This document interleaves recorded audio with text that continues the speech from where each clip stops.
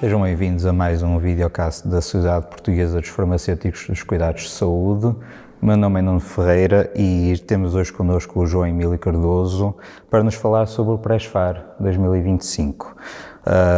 Olá João, qual é o enquadramento da residência farmacêutica? Olá Nuno, o enquadramento da residência farmacêutica tem a ver com a especialização dos farmacêuticos nas áreas da farmácia hospitalar, das análises clínicas e da genética humana. E podemos dizer de uma forma simplificada que a residência farmacêutica é o internato dos farmacêuticos, ou seja, consiste num percurso formativo de 4 anos em cada uma das especialidades e para se aceder à residência farmacêutica faz-se também uma prova de ingresso a nível nacional que tem acontecido todos os anos desde 2022 e depois a residência farmacêutica iniciou-se em janeiro de 2023 e digamos que é este o enquadramento da especialização dos farmacêuticos em Portugal. Sim, senhor. Qual a missão da SPFCS no apoio à residência farmacêutica? Sendo a SPFCS uma sociedade científica que aposta na valorização dos farmacêuticos e na diferenciação do conhecimento, digamos que aparece aqui como uma entidade que aporta esse mesmo conhecimento aos candidatos, principalmente, porque estamos a falar do Pré-SFAR, preparar a residência farmacêutica, e depois também no seguimento aos farmacêuticos residentes, nomeadamente a área do medicamento, mas também em algumas atividades que nós temos, alguns eventos da área laboratorial. De facto, a missão da sociedade tem muito a ver com esta questão da formação e da diferenciação científica dos candidatos à residência e, posteriormente, dos farmacêuticos residentes. A propósito, o que é a ferramenta Pré-SFAR e qual a sua metodologia? Ora, o Pré-SFAR surge em 2022, é, digamos assim, a ferramenta pioneira no apoio ao acesso à residência farmacêutica e não é um curso no sentido clássico, que é uma pergunta que é muitas vezes feita. O que acontece é que, inicialmente, nós tínhamos uma matriz de conteúdos, mas não tínhamos uma prova modelo, ou seja, não tínhamos nada, efetivamente, a que nos pudéssemos agarrar como referencial, pelo menos a nível nacional, e então pegámos nas provas que existiam já em França e em Espanha há muitos anos e pegámos nelas e construímos um banco de perguntas, tendo como base também a nossa matriz de conteúdos. E foi a partir daí que fizemos a seleção das nossas perguntas. Após a realização do primeiro exame, essa base de perguntas foi sendo, digamos assim, afinada de acordo com as perguntas que iam saindo ao longo dos anos e com o próprio modelo de perguntas que em Portugal é diferente de outros países. Explico-me. A grande maioria das perguntas da prova de ingresso na residência farmacêutica são perguntas que, sendo de escolha múltipla, de uma única resposta, mas em que o enunciado é um enunciado relativamente longo, com um enquadramento inicial e apenas depois a pergunta, que é uma característica distintiva em relação a outros países e que nos obriga também a adaptar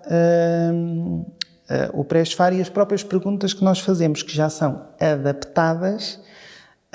em função do que nós vamos tendo como modelo. Fomos juntando também pequenos vídeos de enquadramento e de apoio ao estudo, ou seja, nós não oferecemos aulas, mas oferecemos orientações, que referências devem consultar no seu estudo autónomo, que matérias devem priorizar, porque a matriz é muito extensa e muito abrangente e muito diversificada, perceber que matérias devem focar mais no seu estudo e depois ir fazendo os questionários que nós oferecemos numa plataforma e-learning, mas que têm resoluções comentadas, ou seja, a própria pessoa ao fim do questionário vê o que acertou e o que errou, mas vê também a justificação. E é uma forma também de verificar onde precisa de estudar mais e aquelas áreas onde já tem os conhecimentos mais consolidados. Como funciona a simulação presencial da prova de ingresso? Foi uma novidade que nós introduzimos o ano passado, em 2024, e que se traduziu em, para além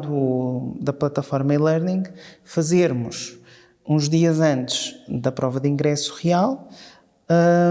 uma simulação presencial de prova de acordo com a matriz, digamos, de procedimento da simulação presencial, porque o candidato tem que se apresentar 1h30 antes, tem um tempo de espera, tem um tempo de chamada e, portanto, nós simulámos tudo isso, ou seja, os candidatos vieram, foram chamados, tiveram que trazer o documento de identificação, fizeram os tempos de espera, tiveram vigilantes que não são farmacêuticos, porque a vigilância é assegurada por pessoas que não têm nada a ver com a área para garantir que não há ajuda ou auxílio aos candidatos que estão a realizar o exame, e depois fizeram o exame. O que nós fizemos a mais foi, depois da conclusão do exame, fazer, digamos, um momento de reflexão e de debate sobre, digamos, as percepções e as sensações dos participantes, a quem depois foi dada também a correção da prova de ingresso e que lhes serviu também para verificarem, já num ponto muito avançado do seu estudo, digamos, quais as áreas, digamos, ainda a afinar antes da prova. Senhor, uma palavra final sobre a edição de 2025 do Presfar. Vai ser uma edição, creio eu, de consolidação. Temos introduzido novidades progressivamente e eu creio que este ano será mais um ano de consolidação e eventualmente de algum rearranjo dos conteúdos. Não vai haver grandes modificações nos conteúdos, até porque a própria matriz do exame que foi disponibilizada em março de 2025 mantém basicamente os conteúdos. E depois teremos novamente a simulação de prova que está prevista para o dia 19 de setembro de 2025 no Grande Hotel de Luso, sendo que a prova terá lugar no dia 25 nos diferentes locais a nível nacional. E eu creio que é uma oportunidade para, de facto, quem está interessado em participar na prova e em aceder à residência farmacêutica e à especialização, de ter aqui um instrumento de preparação complementar a outros, com a vantagem de que tem uma experiência do terreno,